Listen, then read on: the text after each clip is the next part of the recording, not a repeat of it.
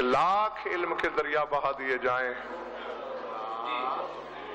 جب تک 4 آنسو نہ نکلیں، اور کوئی راضی ہو یا نہ ہو، شام والی بی بی راضی نہیں ہوتی۔ اللہ اکبر۔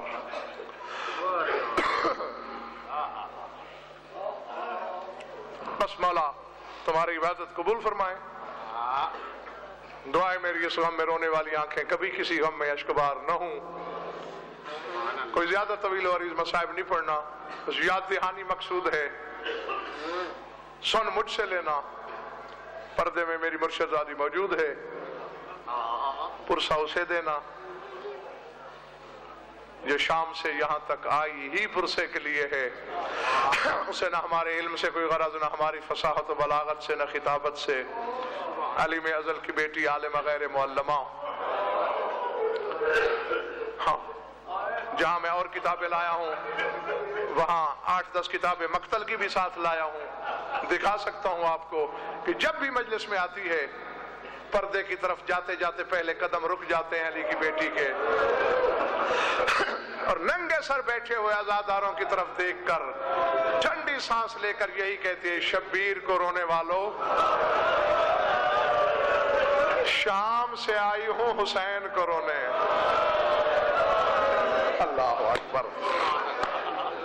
بی بی کہتی ہے، میری مسافت بھی دیکھو، میری حسرت بھی دیکھو، مجھے جی بھر کے پرسہ دینا غریب بھائی کا، بے آس کر کے نہ بھیجنا۔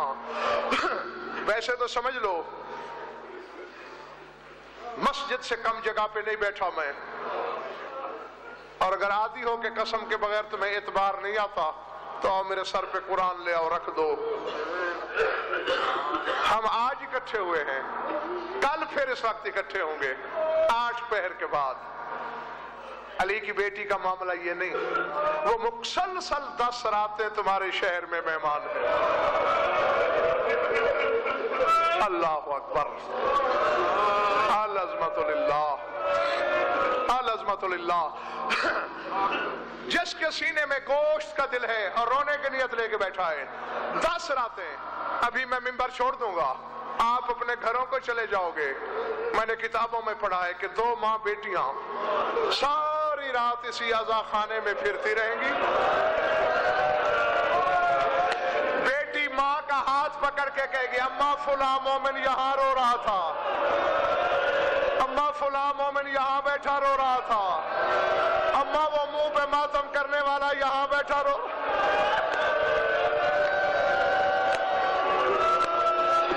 اللہ اکبر، اللہ اکبر۔ یقیناً مجلس کی روحانیت دلیل ہے کہ بی بی موجود ہے۔ فکرہ سمجھ لینا، کہنے لگا ہوں، دکھاتی رہتی ہے فلاں مومن ادھر، فلاں مومن۔ اچانک منڈی والوں ایک بات کرتی ہے بیٹی ماں سے، زمین کو زلزلہ آ جاتا ہے۔ چوٹ لگے تو اپنی قوم کا خادم سمجھ کے معاف کر دینا۔ بات کیا پوچھتی ہے؟ اماں یہ اتنی اونچے بین کر کے رو رہے تھے، انہیں تو پتھر کسی نے نہیں مارے، اماں ان کے سر پہ تو کھولتا ہوا پانی نہیں برسایا گیا، اماں ان کے سر پہ تو آگ کے شعلے نہیں برسائے گئے۔ بی بی کہتی ہے، ان کا جرم کیا ہے؟ رو تو تیرے بھائی حسین کو رہے ہیں۔ پردے کی چادر سر سے ہٹا کے کہتی ہے، اگر تیرے حسین کو رونا جرم نہیں تو میرا سر آج تک زخمی کیوں ہے؟ میں نے تو جہاں حسین کا نام لیا، کبھی مجھے نیزے مارے گئے، کبھی آگ کے شعلے برسائے گئے، کبھی پتھروں کی بارش ہوئی۔ وَسَيَعْلَمُ الَّذِينَ ظَلَمُوا أَيَّ مُنقَلِبٍ يَنقَلِبُونَ۔